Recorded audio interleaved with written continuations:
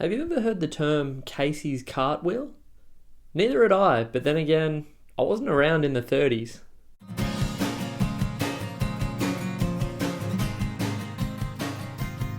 Today we're talking about the 1937 and 1938 Australian Crown. This was a 2-year only issue, so if you want to get the whole set, it's quite manageable. The 1937 is the more common of the two, and they made just over 1 million of them. The original idea behind the crown was to commemorate the ascension to the throne of Edward VIII.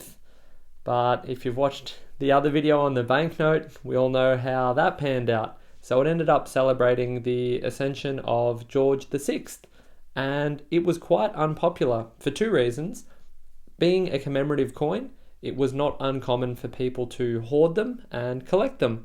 The other part of it was they were deemed impractical for daily use. It was generally accepted that they were a little large and cumbersome. So if you didn't have a good belt and you had a couple of crowns in your pocket, you may have found yourself in a bit of trouble walking down the street. The 1937 crown has approximately 3/4 of an ounce of silver in it, which makes it quite popular with the silver community.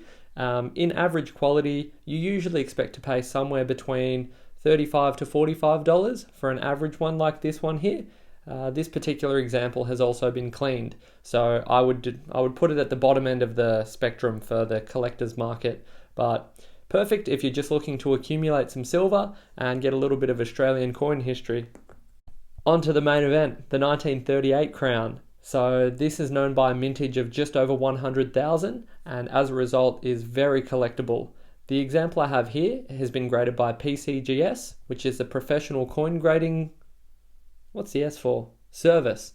Professional Coin Grading Service over in the US. So when you have a particularly nice crown, it can often be a good idea to get them graded, because this one here is an MS61, which is a particularly high grade. This is on a scale that goes from 1 all the way up to 70. So the MS stands for mint state, which refers to it being in a condition that is comparable to when it was originally struck, which is not uncommon given that a lot of these coins were hoarded when they were first released and they were not used heavily in day-to-day use. So getting them in really high quality like this generally enhances the collectability of it as well. So the value of a coin like this is closer to 700 Australian dollars.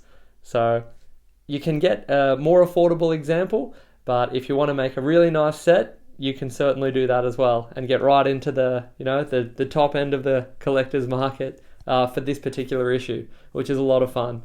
At any rate, they only lasted 2 years and they were quickly phased out. The initial reference I made, the Casey's cartwheel, I'll explain that. So the treasurer at the time, his name was Richard Casey, and he was a gentleman that was responsible for the introduction of the crown. He'd been over to the UK and saw how popular the crowns were and thought that it would translate well to the Australian market, and it just didn't work out. It was very poorly received, and as a result, we have a very manageable 2-coin set for crown collectors in Australia. So I hope you enjoyed the video. Let me know what you think of the crown, and if you think something like this would be suitable in today's currency use. You know, we have the 50-cent coin, but do you think a crown would take off? Let me know what your thoughts are in the comments. Thanks for watching. We'll see you in the next video.